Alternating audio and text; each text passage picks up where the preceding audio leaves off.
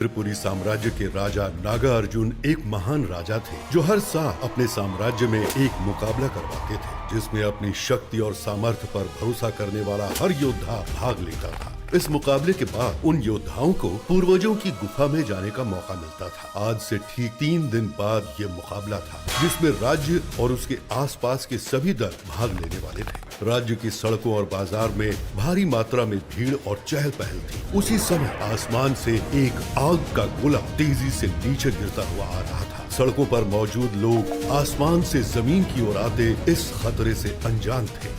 अचानक विद्युत नाम का एक लड़का जोरों से चिल्लाया, वो देखो सूरज नीचे आ रहा है। अरे देखो ये पगला क्या कह रहा है, कभी सूरज भी नीचे आता है भला। उसकी इस बात पर वहाँ मौजूद लोग उसका मजाक उड़ाते हैं। बाकी लोगों का ध्यान भी उस लड़के पर गया और एक दुकानदार बोला, ये पागल, चल भागे यहाँ से, सुबह सुबह काम खराब करने आ गया। पागल नहीं हूँ, मैं सच कह रहा हूँ। ऊपर देखो, तुम्हें भी यकीन हो जाएगा। विद्युत की इस बात पर वहाँ खड़े लोग हंसने लगे। मूर्ख है सब, चलो मुझे क्या। लेकिन फिर उसने आसमान की तरफ दोबारा देखा और खुद से कहा, लेकिन अगर अभी कुछ नहीं किया तो ये सभी लोग मारे जाएंगे। ये ख्याल आते ही वो तेजी से मीनार की ओर दौड़ा। मीनार एक घंटा घर की तरह थी जिसमें बने हुए विशाल अग्निकुंड में खतरे का आभास होते ही आग जलाकर राज परिवार और ताकतवर वीरों को सूचना दी जाती थी ताकि वे खतरे का सामना कर सकें। विद्युत तेजी से मीनार की ओर दौड़ा पर अचानक उसके कदम रुक गए। विद्युत ने अपने मन में कहा, अगर मैंने इन सैनिकों को बताया तो ये लोग भी मेरा मजाक उड़ाएंगे जैसे बाजार में उड़ाया था। मुझे इनसे बचकर मीनार के अग्निकुंड तक पहुंचना होगा। विद्युत ने तुरंत अपने झोले से एक लाल पाउडर निकाला और भीड़ वाले इलाके की तरफ उड़ा दिया। जैसे ही वो पाउडर हवा में उड़कर लोगों की आंखों तक पहुंचा, वहां पर हंगामा मच गया। सैनिकों का ध्यान उस हंगामे पर गया और इस बात का फायदा उठाकर विद्युत तेजी से मीनार पर चढ़ गया। ए बालक, कहाँ जा रहा है? रुक जा, वरना तुझे दंड मिलेगा। वहाँ किसी को जाने की अनुमति नहीं है। सैनिक जोरों से चिल्लाते हुए उसके पीछे भागा। 14 साल की विद्युत की मीनार पर चढ़ने की रफ्तार बहुत तेज थी, लेकिन वो सैनिक भी एक ताकतवर योद्धा था। विद्युत मीनार पर चढ़कर छोटी मशाल को अग्निकुंड में फेंकने जा ही रहा था कि उस सैनिक ने अपनी शक्ति को जागृत कर उसे पकड़ लिया। दूसरी तरफ आसमान से गिरता वो आग का गोला दरअसल एक महान योद्धा था जो किसी शक्ति के प्रहार से आहत होकर नीचे गिर रहा था और शरीर से निकलती लपटों की वजह से किसी आग के गोले या उल्का पिंड जैसा दिखाई दे रहा था। संकट को इतने पास आते देखकर विद्युत ने झटके से खुद को सैनिक की जकड़ से आजाद किया और तेजी से मशाल को मीनार के अग्निकुंड में फेंक दिया। अगले ही पल बड़ी मशाल जलने लगी। उस मशाल के जलते ही राज्य के चारों कोनों की मशालें भी एक एक करके जलने लगी। ऐसा होते ही राज्य के ब्रह्म पर्वत से नीले प्रकाश के साथ एक शक्तिशाली इंसान हवा में तेजी से उड़कर मीनार की तरफ आ रहा था। नीचे खड़े लोग आसमान में उसको उड़ते हुए देख रहे थे। तभी एक इंसान बोला, वो देखो, ये तो राजघराने के रक्षक महान ऋतिक वेदा है। दूसरे लड़के ने कहा, लेकिन ये मीनार पर ये चेतावनी के मशाल किसने जलाई? क्या हमारा राज्य किसी खतरे में है? उस लड़के की ये बात सुनकर आसपास के लोगों ने एक नजर उसको देखा और फिर सभी की नजर महान ऋतिक वेदा की तरफ चली गई। महान वेदा मीनार के सामने आकर हवा में स्थिर हो गए। महान वेदा का चेहरा एकदम शांत था। उन्होंने कहा, क्या मुझे कोई बताएगा कि ये चेतावनी की मशाल किसने जलाई? ये कहते कहते उनकी नजर आसमान से आग के गोले की तरफ गिरते हुए उस महान योद्धा पर गई और उन्हें माजरा समझ आ गया। वो बिना एक पल गंवाए आसमान की तरफ उड़ गए और उन्होंने तेजी से हवा में गिरते हुए उस जलते हुए योद्धा पर अपनी बर्फीली शक्ति से प्रहार करके उसे नीचे गिरने से रोक दिया।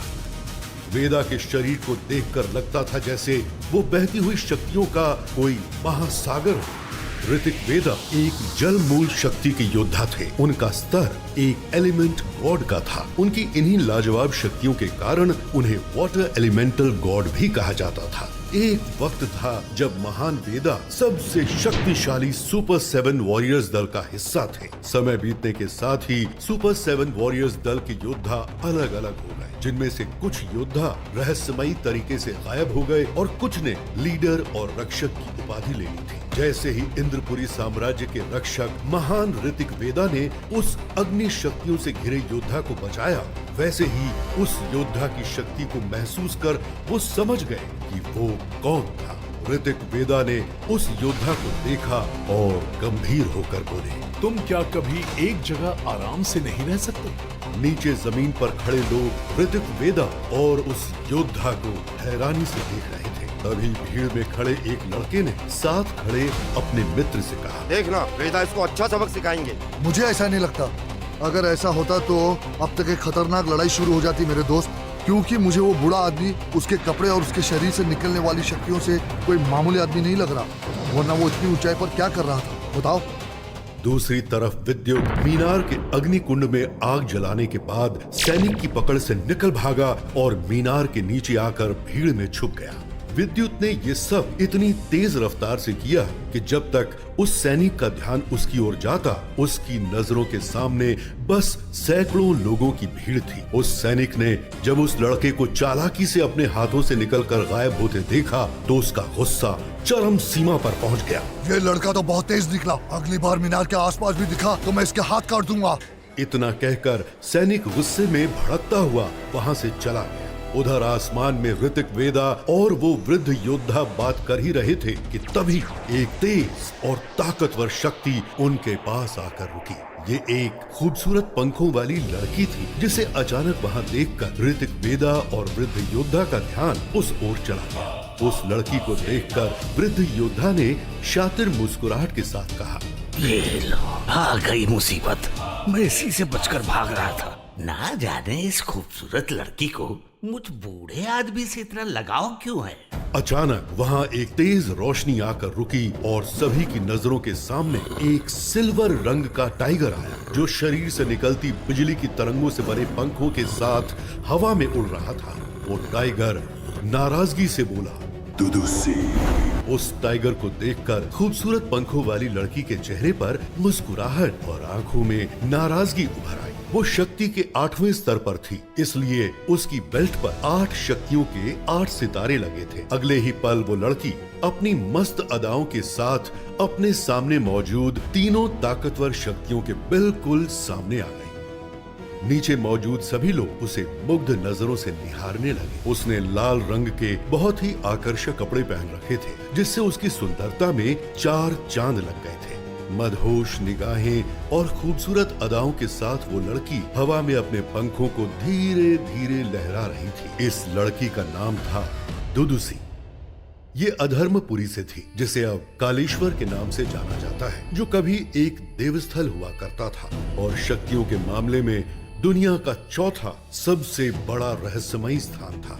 ऐसी 4 जगह हमारे देश में और थी। कालेश्वर राज्य के लीडर की छोटी बहन थी दुदुसी। जब दुदुसी ने देखा कि नीचे खड़े मामूली लोग उसे बुरी तरह घूर रहे हैं तो उसे क्रोध आ गया और उसने अपने 8 चक्रों को जागृत कर लिया, जिससे उसकी ऊर्जा इतनी बढ़ गई कि नीचे खड़े लोगों और सैनिकों की आंखों में जलन होने लगी। मजबूरन उन्हें अपनी आंखें बंद करनी पड़ी, लेकिन भीड़ में मौजूद 2 आंखें अब भी उस लड़की को निहार रही थी। ये आंखें 14 साल के विद्युत की थी, जिसकी शक्तियां भी अभी जागृत नहीं हुई थी। न जाने वो ये कैसे कर रहा था। आसमान में लीडर ऋतिक वेदा ने अपने सामने खड़ी दुदुसी को देखकर कहा, दुदुसी, अपनी शक्तियों को काबू में रखो, वरना क्या? 2 मर्द और एक दिव्य रैंक का टाइगर मिलकर एक लड़की पर हमला करोगे? शर्म नहीं आती तुम सबको? अगर तुम चाहते हो कि मैं यहाँ से चली जाऊँ तो इस बूढ़े से कह दो कि मुझे वो अग्नि शक्ति ग्रंथ दे दे। दुदुसी की बात सुनकर वो बूढ़ा योद्धा, जो दरअसल सिल्वर थामा थे, नाराजगी से बोले, ये मेरे जीवन की पूंजी है और मैं इसे अपने वारिस को दूंगा, तुम्हें नहीं। अगर इस समय मेरी शक्तियों पर नियंत्रण न लगा होता तो मैं तेरी जबान काट देता, क्योंकि तेरी हैसियत ही नहीं है कि तू मुझसे ऐसे मुकाबला कर सके। सिल्वर थामा की बात सुनकर दुदुसी मुस्कुराकर बोली, देखो, मेरे पास वक्त नहीं है। मेरे लीडर ने मुझे आदेश दिया है कि मुझे उस अग्नि ग्रंथ को किसी भी कीमत पर हासिल करना है। इसलिए लीडर ऋतिक वेदा और सिल्वर टाइगर, आप दोनों मेरे रास्ते में ना आए, वरना मैं इन सब को अंधा कर दूंगी। दुदुसी ने अपनी शक्तियों को बढ़ाया, जिससे नीचे खड़े सैकड़ों लोग दर्द से कराहने लगे। ये देख वेदा ने अपने हाथ को हवा में लहराया और वो ग्रंथ उनके हाथ में आ गया। उन्होंने मुस्कुराते हुए वो ग्रंथ दुदुसी को दिखाया और जमीन की तरफ दूर फेंकते हुए कहा, अच्छा, अब तुम इनाम लोगों को निशाना बना रही हो, तो जाओ इन्हीं लोगों के बीच से वो ग्रंथ ढूंढ कर ले लो। जाओ। जब दुदुसी ने ग्रंथ को नीचे गिरते देखा तो उसे मजबूरन लोगों को अपनी शक्तियों के असर से आजाद करना पड़ा और खुद उस ग्रंथ की ओर लपकी। लेकिन इससे पहले कि दुदुसी उस ग्रंथ के पीछे भूमि पर जाती, रक्षक वेदा ने अपनी शक्तियों की मदद से एक सील बना दी, जिससे पूरे इंद्रपुरी साम्राज्य के ऊपर एक कवच बन गया, जिसे देख दुदुसी ने नाराजगी से कहा, क्या तुम मुझसे मुकाबला करना चाहते हो? लेकिन तभी मौके का फायदा उठाकर बूढ़े थामा ने भी हवा में हाथ लहराया और उनके हाथ से निकली शक्तियों ने एक बड़े धनुष का रूप ले लिया, जिसका निशाना थी दुदुसी। दुदुसी ने देखा कि अगर उसने एक कदम भी बढ़ाया तो वो हमले का शिकार हो जाएगी। वो समझ रही थी कि भले ही उसकी शक्तियों का स्तर उसके सामने खड़े तीनों योद्धाओं से ज्यादा था, लेकिन अगर वो तीनों मिलकर उससे लड़ने लगे तो शायद वो बुरी तरह से जख्मी हो जाएगी। दुदुसी अभी इसी सोच में थी कि उसका ध्यान रक्षक ऋतिक वेदा पर गया, जिन्होंने अपने चक्रों को जागृत कर लिया था और अब वो एक बड़े ही भयानक शेर के रूप में बदल रहे थे। उनके शरीर से भयानक और ताकतवर शक्तियां निकलने लगी थी। ऋतिक वेदा ने नाराजगी से कहा, पहले कि मैं अपना समझौता भूल जाऊं, चली जाओ यहाँ से।